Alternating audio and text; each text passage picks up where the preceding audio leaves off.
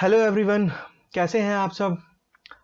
दोस्तों, ये जो इफ़ेक्ट आप स्क्रीन पर देख रहे हैं, अगर आपको इसे आफ्टर इफेक्ट में बनाना हो तो इसके लिए यूज़ करना पड़ेगा हमको रिपीटर।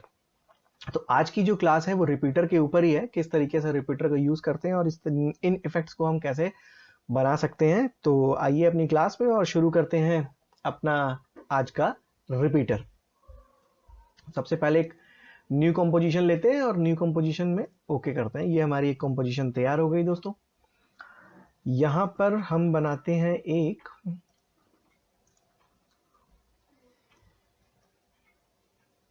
सबसे पहले मैं आपको एक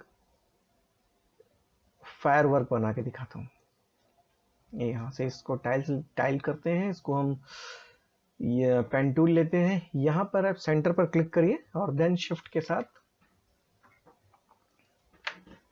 एक स्ट्रोक बनाते हैं। इस फिल को हम नन कर देते हैं, स्ट्रोक का साइज हम बढ़ा देते हैं। ओके, देन इसको हम यहां से ऑफ कर देते हैं। स्ट्रोक का कलर आप अपने हिसाब से चूज कर लीजिए। मैं इसे ओके करके यहां से चूज कर लेता हूं। आप देख रहे होंगे यहाँ पे कंटेंट आ रहा है। कंटेंट पे हमें कुछ नहीं करना है, हमें सिर्फ यहाँ पर यूज करना है रिपीटर। देखिए, इसमें बहुत सारी वैल्यूज हैं, कुछ तो मैंने बता दी हैं, कुछ आगे की क्लास में आपको धीरे धीरे बताता रहूंगा। यहाँ पर एक ऑप्शन है रिपीटर। जैसे ही आप रिपीट करेंगे, ये देखिए लाइन रिपीट हो गई। जैसा कि नाम से ही आपको पता लग रहा है, रिपीटर यानी रिपीट करने वाला। तो 3 लाइन यहाँ पर रिपीट हुई। ये बाय डिफॉल्ट 3 होती हैं।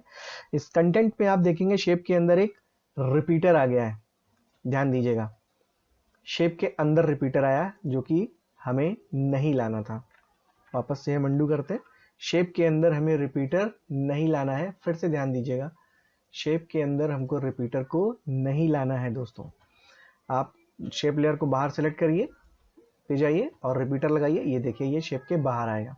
देन रिपीटर पे क्लिक करेंगे। ये है कॉपीज। जैसा कि मैंने अभी आपको बोला कि कॉपीज जो है वो बाय डिफॉल्ट होती हैं और इन कॉपीज को हम बढ़ाकर कर देते हैं 8 कॉपियां तैयार हो गई। अब हम आते हैं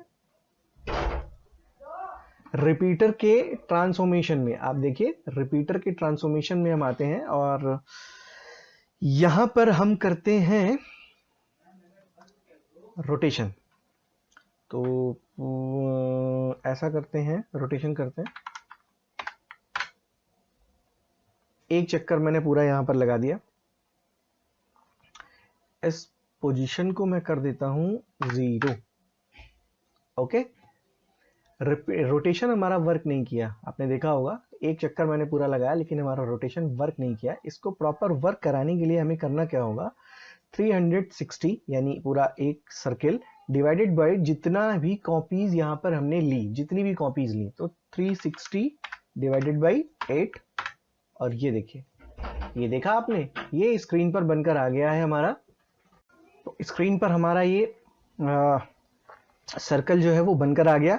इस पोजीशन का बहुत रोल है दोस्तों, इसको ध्यान रखिएगा। इसको आपको 0 करना ही पड़ेगा। क्यों? क्योंकि मैं अभी आपको दिखा रहा हूं, अगर आप इसे 0 नहीं करेंगे तो आप ये देखिए, आपका शेप गड़बड़ रहेगा। तो इसको आपको 0 ही रखना है, ये ध्यान रखिएगा।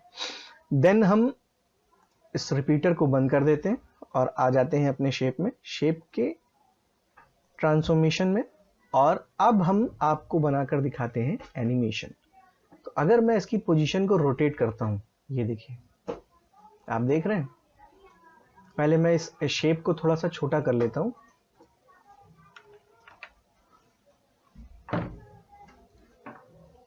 थोड़ा सा, एक को करूंगा तो सब हो जाएंगे, आपको पहले भी पता है, रिपीटर लगा हुआ है।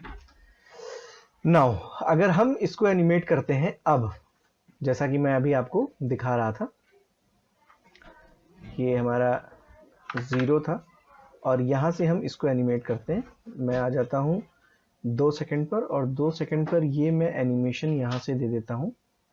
ओके, या आप ऐसे दे दीजिए, माइनस में, आपके ऊपर है।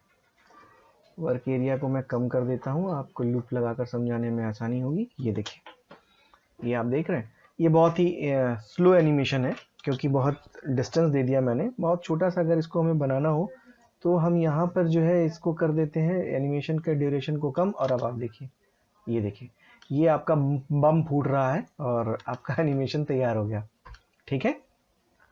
इसके अलावा आप जो है ये इसको मैंने अभी तो आपको सिर्फ ये दिखाया, यहाँ से आप अब इसके शेप को भी चेंज कर सकते हैं, जैसा कि मैं आपको पहले भी क्लास में बता चुका हूँ इस शेप के बारे में।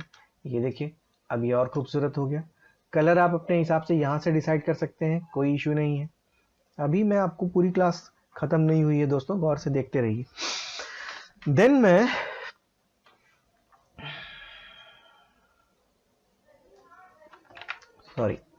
ओके, तो ये आपका एनिमेशन तैयार। ट्रांसपेरेंट वीडियो कैसे रेंडर करते हैं वो आप आसानी से रेंडर कर सकते हैं। मान लीजिए मैं एक और शेप बनाता हूं, कंट्रोल डी। अब आपके पास 2 शेप हो गए, ध्यान दीजिए, लेकिन दोनों ही शेप सेम है, कोई फर्क नहीं हो रहा। ऐसा इसलिए क्योंकि दोनों की ही कॉपी है। और इसके लिए हमें क्या करना होगा, हमें आना होगा, दोनों को मैं ऐसे नहीं कर सकता। इसके लिए मुझे एक ग्रुप क्रिएट करना पड़ेगा। यहां से आप आइए और एक ग्रुप को क्रिएट करते हैं। देन इस शेप 2 को मैं इस ग्रुप में डाल देता हूं। अगर हम शेप 1 शेप 2 को रोटेट करेंगे या कोई भी चीज करेंगे तो सेम एनिमेशन दोनों पर अप्लाई होगा और चीजें यहां से चेंज नहीं होगी। अभी आप यहां से एलिजिबल हैं इसको चेंज करने के लिए। ये आप देख पा रहे होंगे, ये देखिए इसकी पोजीशन यहां से चेंज हो रही है और आपकी जो एनिमेशन है वो कुछ ऐसा बन रहा है। ओके,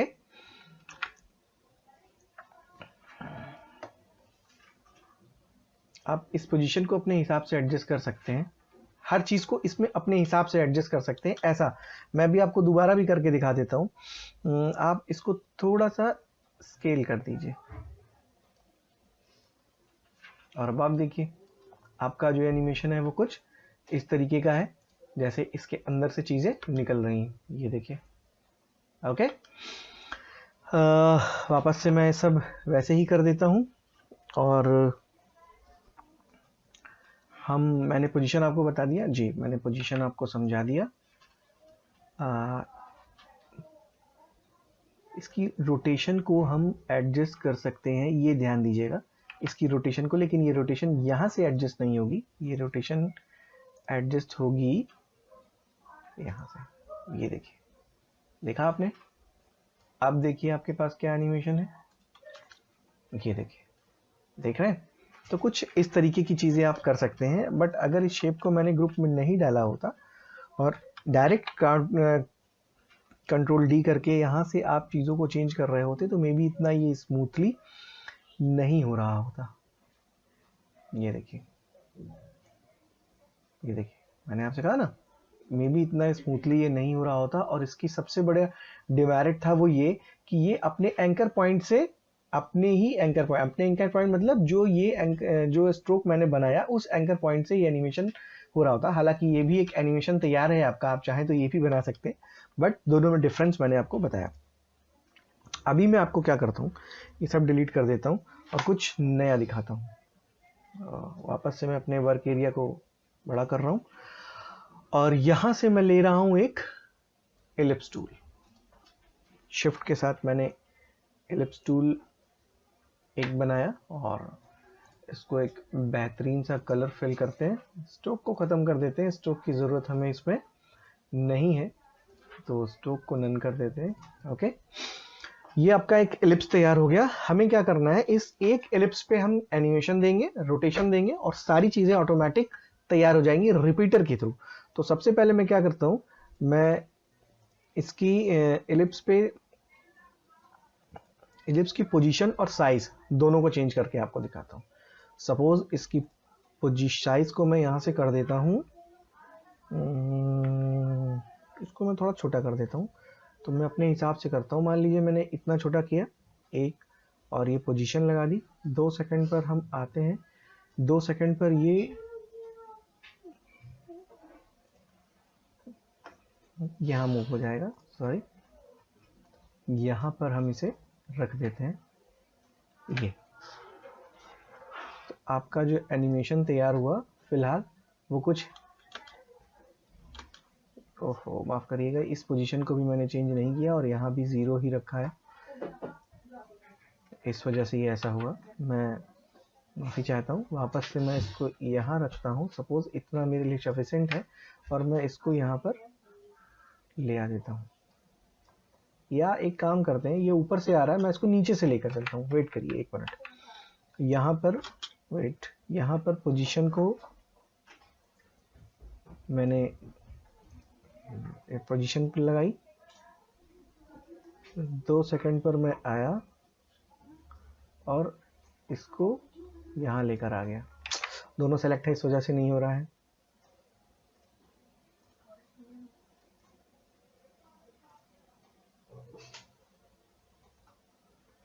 इसकी पोजीशन को पहले मैं यहाँ लगाता हूँ, देन यहाँ से मैं ये चाहता हूँ कि ये इतना ऊपर आ जाए। ठीक है दोस्तों, इतना। तो ये एक बेसिक एनिमेशन देखिए आपका तैयार है। साइज का एनिमेशन मैं बनाता हूँ। साइज पर आता हूँ, यहाँ इसके साइज को मैं 0 कर देता हूँ। ओके, और यहाँ पर भी 0 कर देता हूँ। ऑलरेडी 0 है, फिर भी की फ्रेम लगा देता हूँ। मैं चाहता हूँ कि ये बीच में, सिर्फ बीच में बड़ा हो जाए। बीच पे मैं इसको कर देता हूँ इतना बड़ा, मान लीजिए इतना। अब देखिए आपका क्या एनिमेशन बना। ये बीच में यहाँ से शुरू हुआ। सॉरी, वर्क एरिया अपना थोड़ा कम कर देता हूँ ताकि आप आसानी से समझ सकें। और ये देखिए यहाँ से शुरू हुआ, बीच में गया, खत्म हो गया। ओके, अब ये एक एनिमेशन बन गया। अब हमको लगाना है रिपीटर। ध्यान रहे, इसको सेलेक्ट रखे रहेंगे तो रिपीटर इसके अंदर आ जाएगा। रिपीटर हमको बाहर ही रखना है, तो यहाँ से हमने लगा दिया रिपीटर। सेंटर पॉइंट पे रखिए, ज़्यादा से समझ में आएगा। जैसा कि आपने देखा होगा, बाय डिफ़ॉल्ट रिपीटर की वैल्यूज 3 होती है, 3 ही आएंगी। इसको मैं कर देता हूँ 12 और रिपीटर पर आते हैं और इस रोटेशन को कर देते हैं 360 डिवाइडेड बाई 12। ये देखिए, अरे ये हमारा शेप गड़बड़ हो गया। क्यों? आपको बहुत अच्छे से पता है कि ये शेप क्यों गड़बड़ हो गया। नहीं पता तो पीछे का वीडियो सुनिए। ये इसको मुझे करना है 0 और ये देखिए, ये एनिमेशन आपका एक बन गया। ये देखिए, देख रहे हैं आप, ये देखिए। ओके,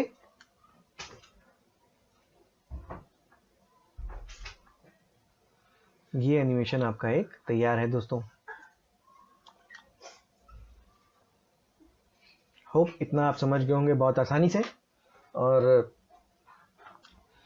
अब मैं आपको दिखाने चल रहा हूं एक और नई चीज। अब मैं आपको दिखाने चल रहा हूं रिपीटर के अंदर एक और रिपीटर लगा देते हैं। ओके, यहीं पर आए। यहां पे जरूरी नहीं है, आप इसको यहां से भी लगा सकते हैं। ऐड प्रॉपर्टीज से जाकर भी रिपीटर लगा सकते हैं। यहां पर आते हैं और एक और रिपीटर लगा देते हैं। रिपीटर 2 की वैल्यू कर देते हैं 8। ओके, इसको कर दिया पोजीशन 0, रोटेशन 360 डिवाइडेड बाई 8। ये देखिए, और थोड़ा सा काम करते हैं इसके स्केलिंग पर। ओके, मैं अभी आपको एक चीज़ और दिखा रहा हूँ, बहुत तेज़ी से आपको समझ में आएगा। ये देखिए, ये देखिए क्या इफेक्ट बनकर आ रहा है आपके सामने। ये देखिए, देख रहे हैं? मैं इसको चला के दिखाता हूँ, आप अच्छे से देखिए। ये देखिए, ये देखिए। Okay, now